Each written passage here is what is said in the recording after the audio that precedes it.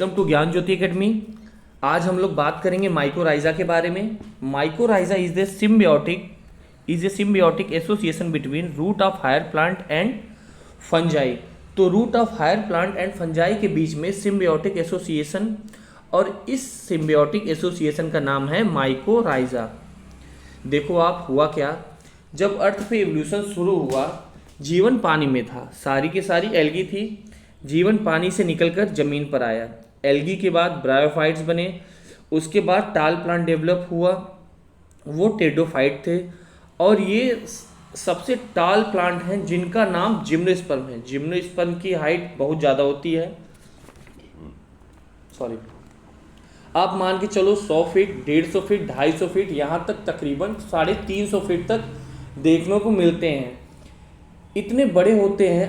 अब जब इतने बड़े प्लांट होते हैं तो सीधी सी बात थी, वाटर एब्जॉर्ब करने का काम किसका था? रूट का। अब देखो, परिवार में जो सदस्य होते हैं उनमें खटपट होती रहती है। जब उनमें खटपट होती है तो ऐसा नहीं कि आप नाता तोड़ के चले जाओ। यहाँ भी ऐसा ही हुआ साहब। जब रूट ने देखा, यार 24 घंटे पानी खींचने का काम है, तुमने अपनी हाइट कर ली है 300 से 350 फीट, इतनी पानी खींच कर भेजना है, इतने ऊंचाई पे पानी खींच के भेजना है। तो इसने क्या किया, रूट ने स्ट्राइक कर दिया। क्या कर दिया? स्ट्राइक कर दी कि हम पानी नहीं खींचेंगे। अब जिम्नोस्पर्म हायर प्लांट, मतलब जिम्नोस्पर्म के पास दो रास्ते बचे, और जिम्नोस्पर्म में हायर प्लांट, ध्यान रखिएगा हायर प्लांट की बात हो रही है, इनके पास दो रास्ते बचे हायर प्लांट की। अगर बात करें यहाँ, या तो ये मर जाएं या तो किसी ऐसे के साथ एसोसिएशन बना लें जो इनको पानी खींच कर दे। भाई सीधी सी बात है, रूट के अंदर रूट हेयर पाया जाता है, और रूट हेयर क्या करता है? वाटर एब्जॉर्प्शन का काम करता है। तो जब हायर प्लांट शुरुआत में डेवलप होते रहते हैं तो इनके रूट में रूट हेयर प्रेजेंट होता है, लेकिन जैसे जैसे ये एडल्ट में कन्वर्ट होते हैं, इनके रूट में से रूट हेयर डिस्ट्रॉय हो जाते हैं। अब इनके सामने दो रास्ते थे, या तो मर जाओ या किसी ऐसे के साथ एसोसिएशन बना लो जो वाटर खींच ले। ठीक है, तो साहब इन्होंने तलाश शुरू किया कि कौन वाटर खींच सकता है। तो रूट के बाद वाटर एब्जॉर्प्शन में सबसे बड़ा नाम था किसका बच्चों? फंजाई का। सबसे बड़ा नाम है वाटर एब्जॉर्प्शन में, किसका नाम था? फंजाई का। इन्होंने फंजाई के साथ हाथ मिला लिया साहब। लेकिन जब आप किसी के साथ हाथ मिलाते हो तो कुछ बात उसकी रखनी पड़ती है और कुछ बातें अपनी रखनी पड़ती है। फंजाई ने बोला मुझे तो चाहिए रहना और खाना, तो इन्होंने बोला हम देंगे, बदले में क्या चाहिए? पानी। फंजाई बोला अगर आप मुझे रहने के लिए रहना और खाना दे रहे हो और मेरे से सिर्फ पानी ले रहे हो, तो बदले में मैं आपको एक एडिशनल चीज़ और देती हूँ। बच्चों ध्यान से सुनना, फंजाई ने क्या बोला? एक एडिशनल चीज़ और देती हूँ। क्या?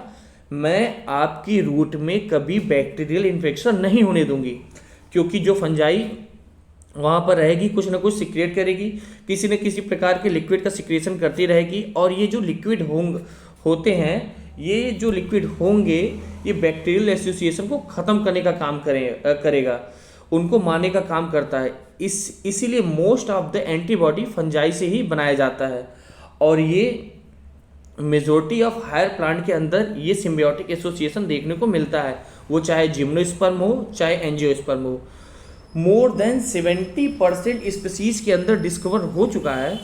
यहाँ तक कि एक साइंटिस्ट ने यह भी कहा है कि आने वाले समय में रूट नाम की कोई चीज़ बचेगी ही नहीं। मतलब हायर प्लांट के रूट के साथ किसका एसोसिएशन शो कर रहा है? 70% स्पीसीज के अंदर फंजाई और हायर प्लांट के बीच का एसोसिएशन। तो साइंटिस्ट ने क्या बोला कि आने वाले समय में रूट नाम की चीज़ ही नहीं बचेगी। तो mycorrhiza is an example of symbiosis या म्यूचुअलिज्म। यहाँ पर दोनों को बेनिफिट मिलता है। ठीक है, म्यूचुअलिज्म आपको मैं बता चुका हूँ, म्यूचुअलिज्म में दोनों पार्टनर को प्रॉफिट मिलता है, 50% गिव एंड 50% टेक।